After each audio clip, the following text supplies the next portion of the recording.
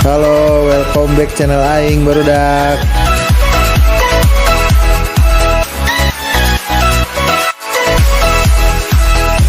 Kumaha damang.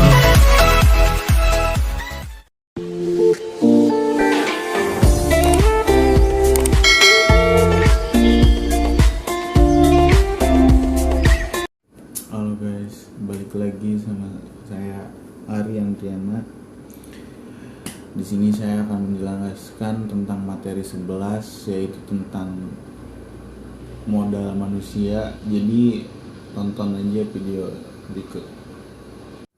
Oke, di sini saya akan menjelaskan modal manusia. Apa saja sih modal manusia? Yang pertama yaitu ada definisi modal manusia.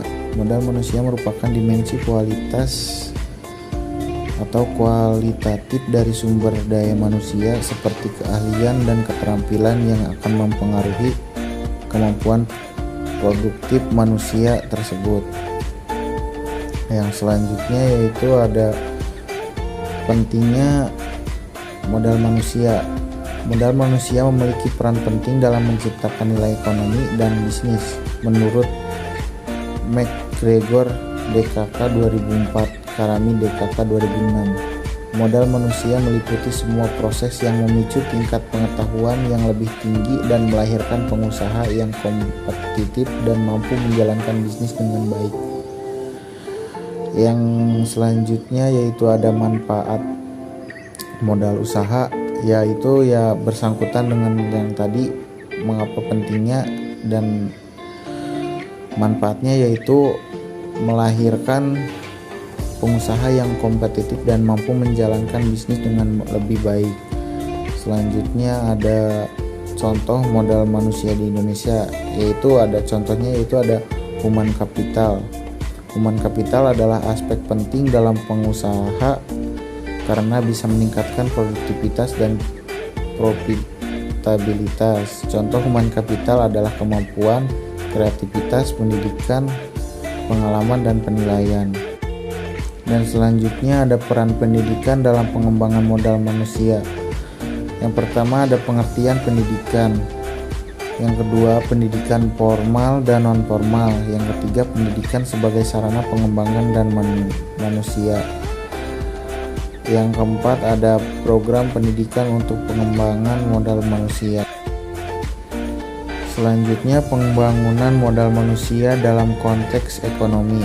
Yang pertama yaitu ada definisi ekonomi. Yang kedua ada peran modal manusia dalam pertumbuhan ekonomi. Yang ketiga ada indikator pembangunan modal manusia. Yang keempat ada program ekonomi untuk mengembangkan modal manusia. Selanjutnya ada pembangunan modal manusia dalam konteks kesehatan. Yang pertama ada pengertian kesehatan, yang kedua ada peran modal manusia dalam kesehatan, yang ketiga ada indikator kesehatan manusia, dan selanjutnya ada program kesehatan untuk mengembangkan modal manusia. Nah, di sini juga ada pengembangan modal manusia melalui teknologi informasi, yaitu perkembangan teknologi informasi, manfaat teknologi informasi dalam pengembangan modal manusia, dan program teknologi informasi untuk pengembangan modal manusia.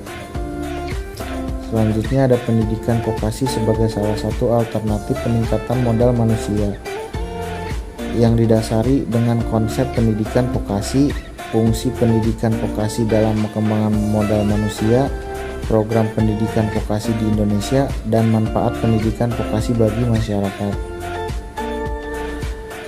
Di sini juga ada peran kemampuan berbahasa dalam pengembangan modal manusia, yaitu penjelasannya pengertian kemampuan berbahasa, manfaat kemampuan berbahasa dalam pengembangan modal manusia, program pengembangan kemampuan berbahasa, dan kesulitan dalam pengembangan kemampuan berbahasa. Selanjutnya ada modal manusia sebagai faktor utama dalam pencapaian tujuan bangunan, yaitu definisi pembangunan, tujuan pembangunan, hubungan antar modal manusia dan tujuan pembangunan, dan pengembangan modal manusia sebagai kunci pencapaian tujuan pembangunan.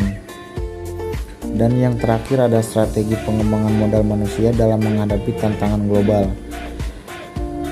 Nah, yang perlu kita ketahui yaitu bagaimana tantangan global saat ini.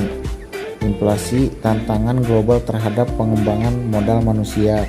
Strategi pengembangan modal manusia di tengah tantangan global. Dan yang terakhir, pentingnya inovasi dalam pengembangan modal manusia. Nah guys, jadi segitu aja video materi dari saya. Kurang lebihnya mohon maaf. Terima kasih. Sampai jumpa.